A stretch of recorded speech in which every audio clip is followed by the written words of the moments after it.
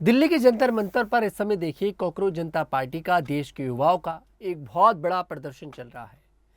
20 जुलाई को जो कुछ हुआ दिल्ली के अंदर वो पूरी दुनिया ने देखा। विदेशों में इसकी चर्चा हुई। 5 लाख के तकरीबन स्टूडेंट थे, छात्र थे, जिन्होंने संसद भवन को घेर लिया। दिल्ली पुलिस को लाठीचार्ज करना पड़ा। बताते कि इधर से पथराव भी हुआ, तोड़फोड़ भी हुई और अभी भी जो छात्र हैं वो जंतर मंतर पर डटे हुए हैं। कॉकरोच जनता पार्टी के लोग जंतर मंतर पर डटे हुए हैं। अब इस पर देखिए तमाम प्रतिक्रियाएं आ रही हैं। इसी को लेकर भारतीय जनता पार्टी के कद्दावर नेता हैं, केसरगंज से पूर्व सांसद हैं ब्रजभूषण शरण सिंह। उनका बयान सामने आया है और उनका बयान चौंकाने वाला है। ब्रजभूषण शरण सिंह ने कहा है कि वो छात्रों का समर्थन करते हैं, छात्रों का समर्थन करते हैं, छात्र के मुद्दे का समर्थन करते हैं, लेकिन छात्रों को एक बार फिर से गुमराह कर दिया गया है। ब्रजभूषण सिंह का कहना है कि यहां पर जो लेफ्ट विंग, राइट विंग, ये जो चल रहा है, वामपंथियों ने छात्रों के इस प्रोटेस्ट को हाईजैक कर लिया है। ये कह रहे हैं ब्रजभूषण शरण सिंह। कुल मिलाकर ब्रजभूषण शरण सिंह छात्रों का तो समर्थन कर रहे हैं, छात्र की मांग का समर्थन कर रहे हैं, लेकिन वो यहां पर वामपंथियों का समर्थन नहीं कर रहे हैं।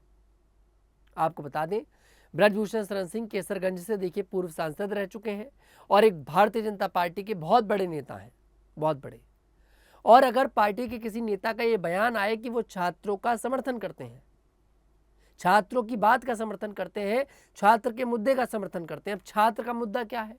छात्र का मुद्दा है धर्मेंद्र प्रधान का इस्तीफा। तो इसका निचोड़ क्या निकला?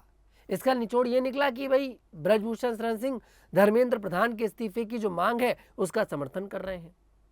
और ऐसे बीजेपी में कई सारे नेता हैं, कई सारे, जो भले ही देखिए अपनी जुबान से नहीं बोल रहे कि धर्मेंद्र प्रधान को इस्तीफा दे देना चाहिए, लेकिन वो अंदर से चाहते हैं कि धर्मेंद्र प्रधान को इस्तीफा दे देना चाहिए।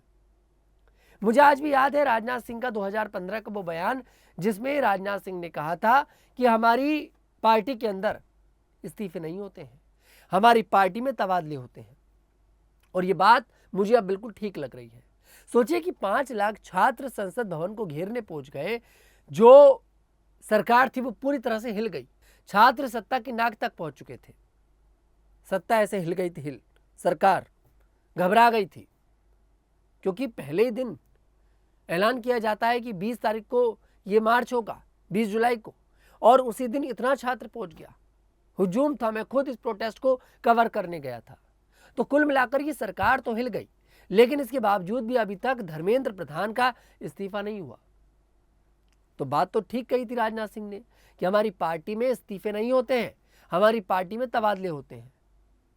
तो चलिए, हम तो कह रहे हैं कि तबादले ही होते हैं, तो आप कम से कम तबादला कर दीजिए, छात्रों के लिए कर दीजिए। छात्रों के ऊपर लाठी डंडे बरसाए गए, पुलिस ने बड़ी बेरहमी से पीटा, बच्चियों को पीटा। बड़ी हैरानी की बात होती है कि पुलिस हमारी सुरक्षा के लिए होती है या फिर हमें पीटने के लिए होती है। कई सारे ऐसे पुलिसकर्मी थे इस प्रोटेस्ट में जिन्होंने बैच नहीं लगा रखा था, अपना उनकी नेम प्लेट होती है वो उन्होंने नहीं लगा रखी थी।